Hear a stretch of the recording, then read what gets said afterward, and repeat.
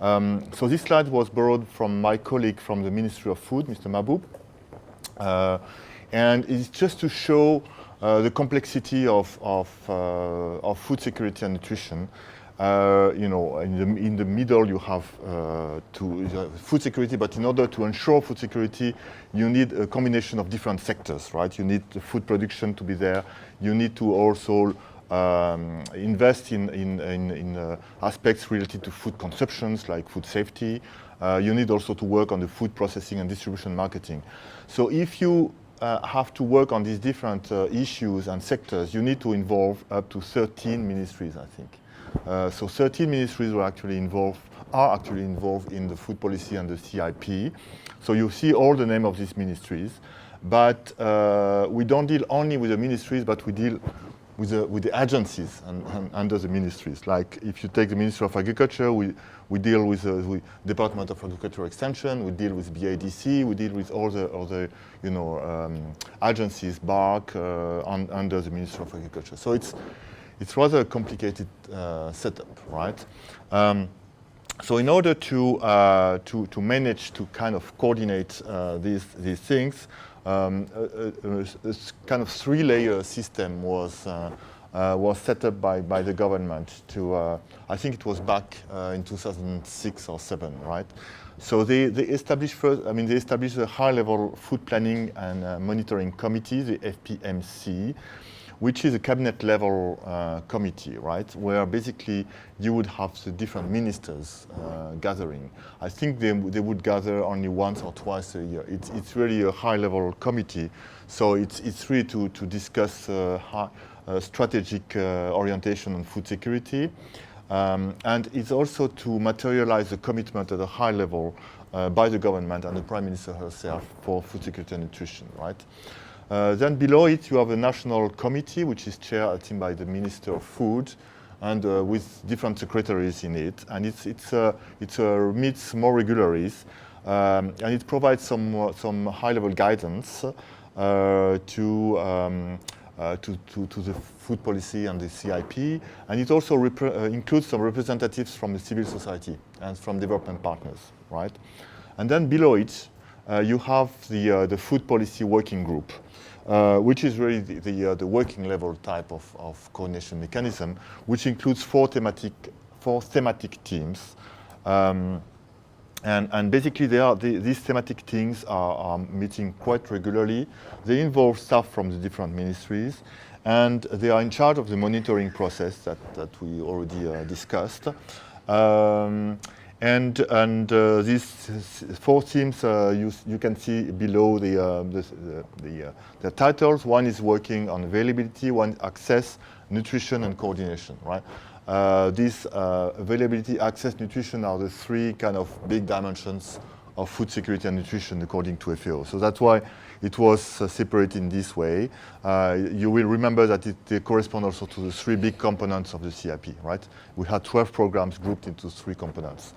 So in your case, I don't know, you might have thematic team on climate change, one on environment, one on forestry. I don't know how it's going to be organized, but I think it's important to work out some kind of division of labor which is workable, and where you might have a working level type of exchange with the different ministries and agencies, right? Now, when I was explaining the other day that I was in Bangkok about 2 weeks ago, where we had a kind of presentation of this to other countries, to 5 other countries, on food security, and we presented this, and it generated a lot of questions, right? How did you manage to set up the FPMU? Oh yes, I forgot to mention that on the left-hand side you have the FPMU, which is kind of the kind of technical arm of this process within the Ministry of Food. I think Marco, the other Marco, I think explained this morning the FPMU, but it is really a kind of supporting unit to all this process, and it's providing the technical analysis, providing the meat and the substance of this work, right? So there were a lot of questions, and basically there was a discussions following, and I think we can identify a few kind of not principles, yes, maybe good principles on how to set up a good coordination mechanism. I don't know whether you have one already in place, but I suppose you will have to set up this kind of mechanism. I think it's, again, one of the principles that you need the high-level commitment and leadership by the government, right? So that you need some kind of apex mechanism to steer the process. In the case in our case, I think one of the elements which made the system working is that we had a long-term and stable involvement of the institutions in place, and including FAO, which has been also supporting the process for 7-8 years, right? One of the principles is avoid duplication. I think in too many instances, not only in Bangladesh, in many countries, you have a duplication of coordination mechanism, basically. So one of the challenges is coordination mechanism. So if there is one in place, maybe you should build on it rather than maybe duplicate and build another one. I think what is important is to engage the various partners in a broad manner, but I will come back to this afterwards. What is very important, and one of the motivation also of the participating agencies and ministries into the process is that what you are going to do is of interest to them. You know, they need to see the different institutions involved in this coordination mechanism. They need to see the value addition of this coordination. They need to see the value addition of FPMU or whatever.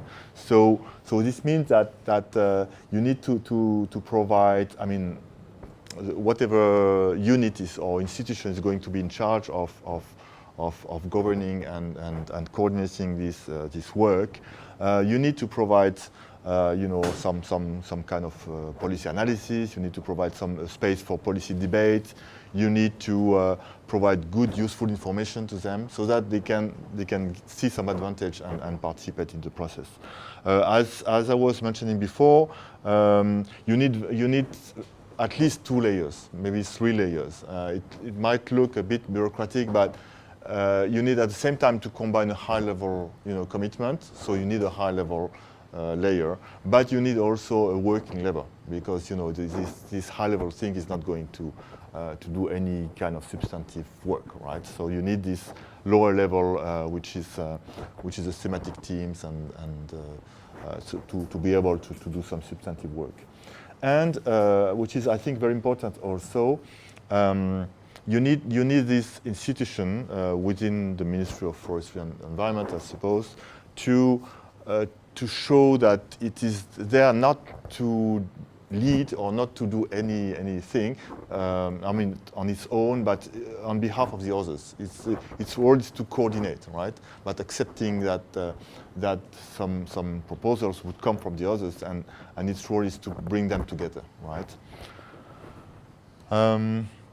So now I want to move to a second part of my short presentation, which is, you have already a paper, which is a few words on the consultation process we did from between 2010 and 11 to come up with the CIP, right? I mean, this consultation process is important for 3 big reasons. First, to ensure the ownership by all stakeholders, you know, involved in this sector, including from the government, but also outside of the government. The private sector has to be there, and you know, in our case, the farming community has to be there too, right? Second, it's important to ensure that there is a progressive appropriation by the entire government, not only by, you know, the unit we are mentioning or one ministry, but really that through the consultation you involve them so that they become also partly owner of the CIP, right? So in this case, I mean, I've put some of the big ministries, but again, it is a matter of 30 ministries. And what is very important here, you need also to involve in this consultation the Ministry of Finance. In our case, we had the minister, you know, engaged also, and the ERD secretary also engaged, which I think is important, because then you should not work on a technical basis and then go to them and say and ask for money, right? I think they have to be part of the process. And the third element is that you have to ensure that through your consultation, you involve the Planning Commission so that the CIP that we are going to develop is embedded into the planning process. And in the case of Bangladesh, the 5-year plan, which is it was a 6th 5-year plan, now there is a 7th 5-year plan, so I think you need to involve them so that you make sure that your work is going to feed also the 7th 5-year plan, right? Sorry, it's too many words, but just to show you a few steps that we did for the consultation for the CIP. There was some preparatory activity, and I think it is very important, and probably it's going to be the role of the steering committee, right? Yes, I think so. Is to set up the format for these consultations, to not go into into consultations without a clear idea of the kind of output you want from these consultations. I think what would be probably important is at a very early stage already to consultation doesn't mean that everything has to be done by everybody. I think you need also to at the beginning to steer the process and also to pre-identify probably some programs or some components of your CIP from the start, so that you can organize your consultations around already pre-identified type of programs, right? So I don't know how this is going to be done, but in our case, to be frank, we designed these 12 programs basically before the consultation started, right? So if you have already in mind an identification of these 12 programs, this facilitates the consultations with the different stakeholders, right? So we had then a series of forum, of workshops, of bilateral, multilateral consultations. We had regional stakeholder forum in three regions, right? To get the regional perspective, I think we need to go out of Dhaka to do this work, to go out of the capital. Then, besides the regional dimension, we had also thematic consultations, and that's why again you need a pre-identification of your programs. There was one on livestock, so you bring around the stable the Department of Livestock Services, the other department of the Ministry of Fisheries and Livestock, but you need also some kind of private sector, farmers representative around livestock, basically, right? So these were very important meetings. There was a lot of these meetings, these thematic consultations, with basically one of the main aim was to prioritize the kind of interventions we should include in the CIP, right? And then this led to a wrap-up. Okay, I have to stop? Okay. Stop because now you are in the red, after some time it will be like this. Okay, this is a very complex system. Very little left. Okay, so the way I had a last wrap-up sessions, a few of them, to really make sure that everybody agrees with the prioritizations, right? And then the final review and finalization, which took place in June and July 2011. So it took, as you can see, maybe 8 months, right? Yeah, 6-7 months, right?